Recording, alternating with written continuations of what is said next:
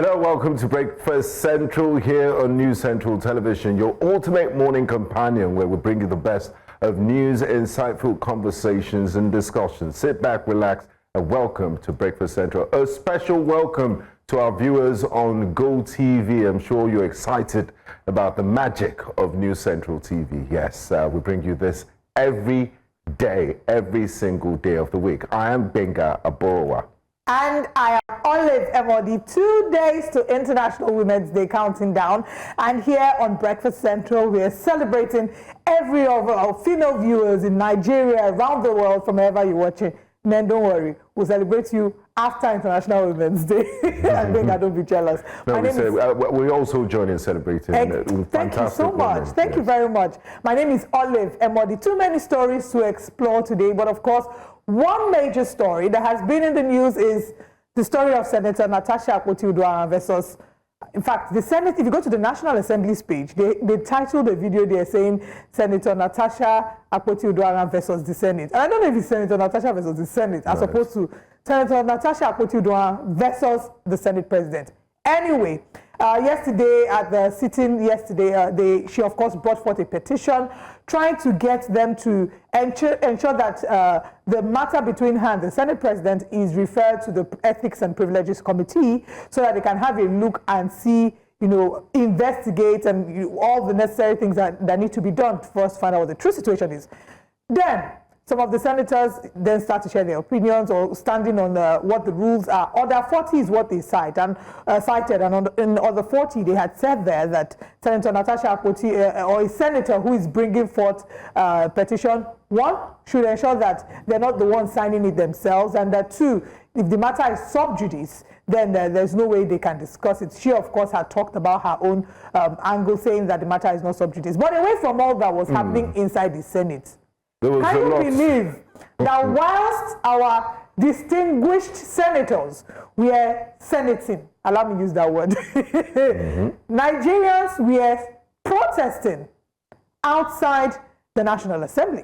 You would see young Nigerians who, some of them had jobs, some of them had no jobs. They were outside, pro-Akpabio supporters, pro-Natasha supporters. One of the things that we did realize, however, was that some of the people who were protesting had no idea why they were protesting. One of the women who was, a number of them, let me not even say one, a number of the women who were interviewed asking why they were supporting Akpabio. I don't know if you saw the one Gbenga that said, I don't know, I won't make him the Senate President. I think this is Pastor. Can we play it? I don't know if we have the audio. Yes. What they are saying. I don't know much about the detail of what they're saying. I'm just supporting you because my mind led me. But you don't know much about what they're saying. Do you support Senator Natasha? I don't even really know the whole story about it. You don't know the whole story? So why did you come out here today? Why I came out here is that they said they would go and support the. Well, she's supporting the Senate President because her mind told her to support him. There's another woman who, when interviewed, they asked her, she said she wants Akpabio to be, remain the president. And they said, oh, you're not for Natasha. She said, no, I don't want her. Why? He said, not do me anything, no. But they said, people say she's stubborn, so I don't want her. It was almost kind of a like atmosphere yesterday in front of the National Assembly. You had the pro-Natasha supporters, and you also had the pro-Senate President supporters, and it was a shouting battle between both camps. And what we observe from looking at the videos is quite a number of them were paid for, but at the end of the day, it was just, let's see who makes the loudest noise. And it's not what happens outside that will determine the fate of both parties. Absolutely. It's what the senators decide to do. And just to remind us again that what this highlights is a core dysfunction in Nigeria's governance where poverty is capitalized. Very true. What we see is weaponized poverty. And this happens every time during elections. We see that people who don't even know why they're there, they'll promise them 5,000 naira, promise them how many derica of rice, and then they will come and start protesting or, advocating for people. We'll see it during the election campaign season as well, where people are doing the battle of the numbers, who is filling out stadiums, and people are paying people to show up. Again, it reminds us that poverty would always... Poverty and unemployment, because if you were gainfully employed, I don't think... I mean, can we leave our jobs now to go and say want to go and be...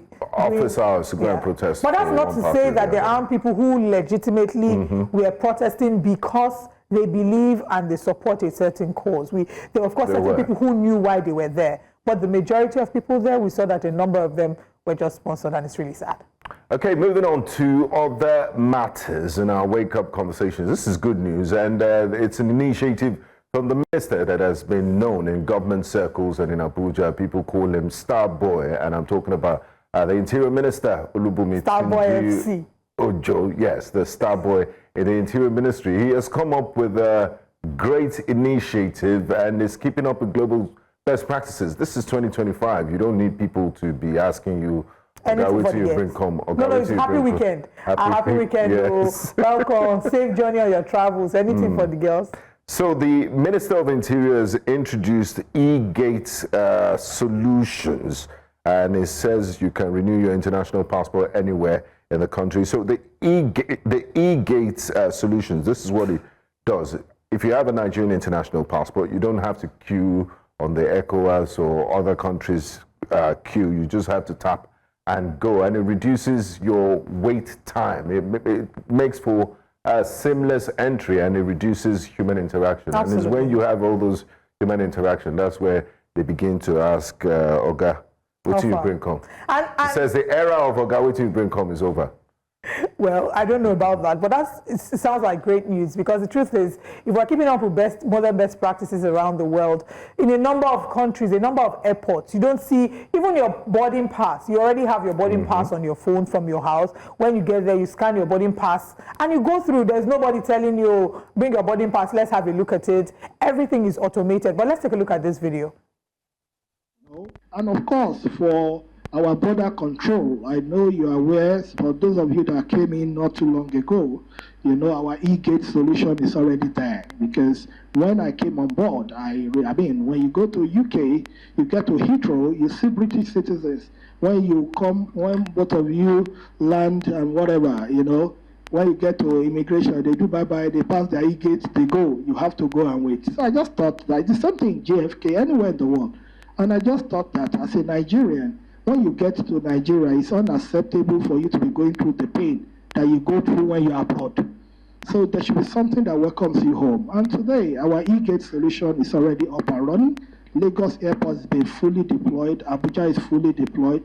So we have our e-gate solution. You tap your passport, we get your biometrics. You go without anybody asking you, what do you bring come? You know, that kind of nonsense that doesn't dignify us as Nigerians. We just have to clear this. They might look like small things, but trust me, these things are key when the ease of doing business and so many things are being evaluated. So we've been able to sort that. And of course, we're also sorting out the process of our SEPAC. Fantastic initiative there, and you heard it from the Honorable Minister. He says these things, these Oga, which you bring come, they might look like small things, but it does add up, and it does something to our image as a country. There's so many international travel content creators that have come to Nigeria, and it always stands out, this culture of, you know, begging and asking for tips. No one is saying you can't give tips, but you don't force people to give tips. It's almost like extortion and begging. And the other airports, and the funny thing is, whether we like it or not, you can see that there's a difference when you're in the airport here in Nigeria and when you're in the airport, for example, in London. There's a difference. There's nobody, even like you're using the toilets, you're not feeling guilty. Oh, yes. Yeah, you're using toilets and somebody's like, auntie, tissue paper, and take tissue. Auntie, you look so nice. It's too much. It's too much. And we don't even realize that. We understand the economy, okay? Yes. But there's something called human dignity. There's a dignity a person has as a living being. You don't just go around. It's almost like a culture, and it never used to be like this. Right. And just to mention that Olubunmi Tunjiojo has done great work. We've seen there's been an improvement. The airport toilet, I remember going into the airport toilet sometime this year, and I couldn't believe my eyes, because You could see the renovation. It's looking more beautiful. Okay, that credit goes to the aviation minister. Yeah, actually, true. Give yes, it goes to the honor aviation. to whom honor is due. Honor to whom honor is due. However, we can see that even with the process, a lot of the processes are changing. But what I want to say is that at the end of the day, the airport is a fundamental reflection of the state of the economy of the people. We can't deny the fact that... It's like a doormat to a house. If your doormat is dirty, you can imagine what the inside is looking like. We can paint the airports nice, paint the processes nice. If there is poverty in the country, it will still find a way to reflect. So whilst Olubunmi Tunji-Ejo is doing his part, whilst Festus Keyamo is doing his part, the Nigerian government as a whole needs to ensure that the economy comes back to what it was, or even gets better, so that can be reflected. And also service. And these guys are frontline. They interface with a lot of travelers. They need to undergo customer service training, how to deal with citizens and also visitors and address them instead of just going around and begging. Olive, you said something about how they welcome people in the UK. Yes, yes. When you're at the airport and they're like, British citizens this line, all nationals this way, every other national. You're like, That's even better. In America, Americans have their own English. They call them aliens. Aliens this way, and American citizens this way. But at the end of the day, we're not going to have that privilege. Yes, where Nigerians and aliens can come in from the other gate. Okay, moving on. This is a very interesting story, and it's one debate that we'll always have. Lagos reaffirms ban on flogging in schools, upholds cancelling. And let's call it what they have called it, corporal punishment. Yes. And that corporal punishment, interestingly, is what a number of us in our generation were raised with. But now they've reinforced it. And it's bad. I remember when I was on radio, we had this debate about corporal punishment, if it's good or bad. People. I don't think there's anybody that didn't do that thing in debate. Spare the child and spoil the child and spare the rod. I went to 2 secondary schools. One corporal punishment was a thing. It was a military school. And then I went to a very civilian school. And which would you say was the better one for you? I would say the civilian school, because you don't flog children. They're not animals. They listen. Flogging is for beasts.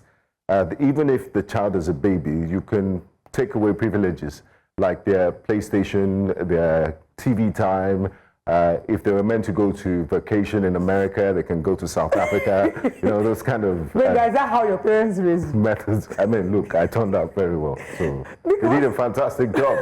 Because a number of us, gentle parenting is so sweet and cool. Oh, stop it, don't do that. We don't talk back to our elders when our elders are talking. We don't speak loud, we don't shout. It's all cute and sweet. But at the end of the day, I think I get the point where Lagos State government is coming from. If parents want to discipline their children, they should do the discipline at home. But I'm not going to bring my child to your school, and then you return my child home, and I will see marks on my child's back. And I will not forget Mrs. Emodi in my secondary school. And she's not my relative. No, she's not my relative. Her name is Mrs. Emodi. And this woman, she was our math teacher.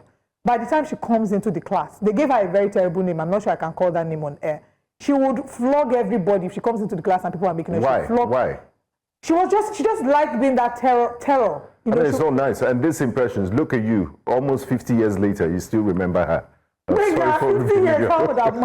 Sorry for revealing your age on national TV. But it's traumatizing just to drive home that point. I completely agree that there are other ways to discipline children. And I think that there's also the stage by which for those who are still insistent on corporal punishment for their children, there's a certain age that the children have grown past this flogging and they become immune to it. In fact, at some point in secondary school, it became a thing where everybody wants to, quote unquote, we call it chest. You want to chest cane. So they'll beat you and then you don't move. And then by the time you come, your friends are hailing you that, you collected 12 strokes of the cane. You are hardened. It's almost like our prison system where it's not reformatory. There's no rehabilitation. Yeah. They just throw you in with 20 other people in a room and you know that, I beg, bad as bad.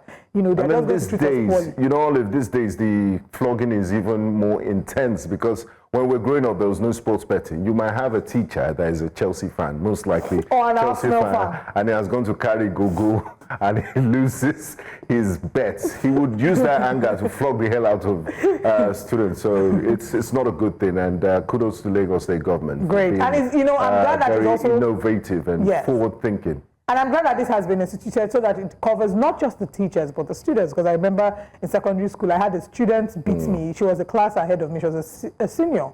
And she flogged me 12 strokes of the cane because I did not bring food from her refectory, from the refectory. So, so many horror tales that we have. But thank God we don't look like what we've been through. Thank God, do. But you watching, parents and students, tell us your thoughts about corporal punishment. Do you think that it forms a fundamental part of ensuring discipline in Nigerian schools? Let us know your thoughts. You can tweet at us individually or at News Central TV.